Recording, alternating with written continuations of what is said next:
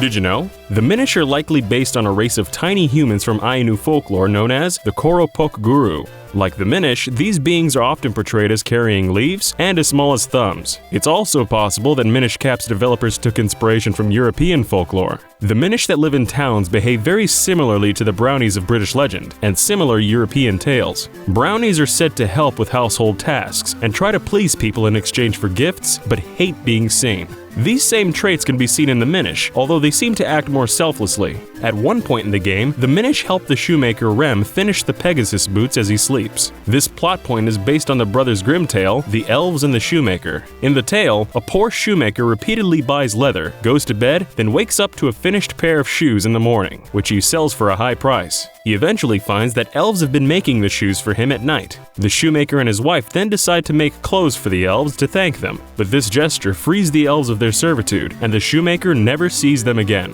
The Minish race inspired other Zelda games and led to the creation of a new race that was cut from the Legend of Zelda Breath of the Wild. The game's director Hidemaru Fujibayashi explained, "Since Breath of the Wild is a 3D game, we could have all these tiny-sized towns, and Link himself could shrink. But with all these other characters that stand out, we thought it would be difficult for these little guys to live out their own place in the game. So we really wanted to have them in there for the gameplay, but sadly had to give up on the idea." The idea to make Link change sizes in Minish Cap came from the team at Capcom wanting to keep in line with Zelda tradition. Zelda games often have Link go between two worlds, such as a light and a dark world, or the past and the future. A contrast between big and small was chosen early in development, and this concept guided the title's production. Capcom took a different approach when developing the game, however, and made copious amounts of concept art. Nintendo usually make far less, and opt to create game assets from scratch to save time. Although the game seems to take cues from the Wind Waker and uses many of its characters, the world of the Minish Cap was designed to have its own unique identity. Developers then decided to bring in residents from Wind Waker that fit Minish Cap's atmosphere and made them part of the world. The Minish Cap is one of the only games in the Zelda series to be released in Europe before the United States. This was due to the launch of the Nintendo DS, which came out in December of 2004 in the US. Nintendo of America delayed the release of Minish Cap so that the two products weren't competing with each other. Conversely, the DS wouldn't launch in Europe until 2005, and Nintendo of Europe wanted to push the Minish Cap as a major release for the holiday season.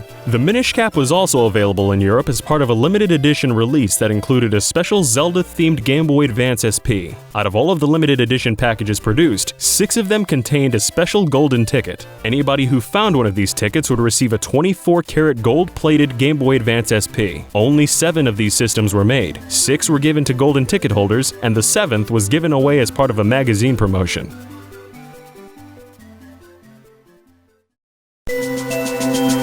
As a side effect of its early release, the European version of Minish Cap is actually an earlier build of the game, and contains several glitches not found in other versions. If the player tries to fuse kinstones with the character Ini, then cancels and leaves the screen, they'll be unable to fuse kinstones with him again. This makes one of the game's side quests impossible to complete. Another example is if the player uses the boomerang or bow immediately after lighting the lantern. This will allow them to perform several tricks, such as levitating in midair or shooting double arrows. Some regional differences also hint at unused content. The description for the Ice Wizrobe figurine in the European game says, "They're weak against fire, so hit them with your fire rod." There's no fire rod in the final game. However, there is a fire rod in the game's data. Graphics, text, and even some functionality for the fire rod are still in the game. Because the fire rod is similar in function to the lantern, it's believed the lantern replaced the rod towards the end of the game's production. The game also has a crudely drawn unused character that wears only a cape, hat, and trunks. The character was most likely used for testing purposes early in development.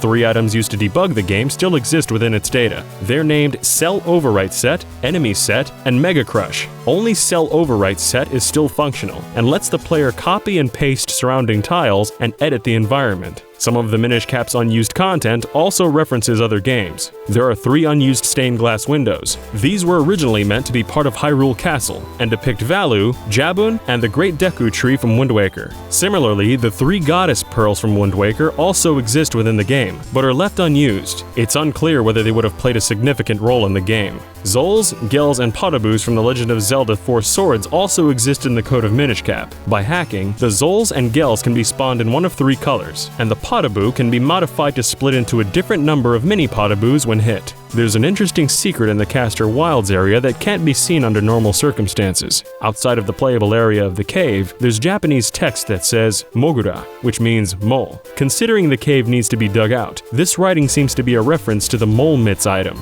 There are additional references that made it into the game.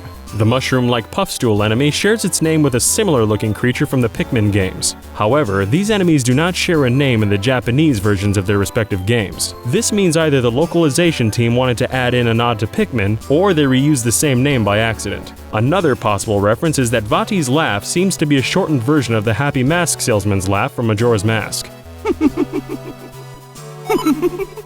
Did you also know that Ganon was based on a character from the 400-year-old Chinese novel Journey to the West? Or that Ganon almost wasn't included in Super Smash Bros. Melee? For more Zelda facts, check out the DidYouKnowGaming video on Ganon. If you like this video, give it a like, and consider subscribing to the channel.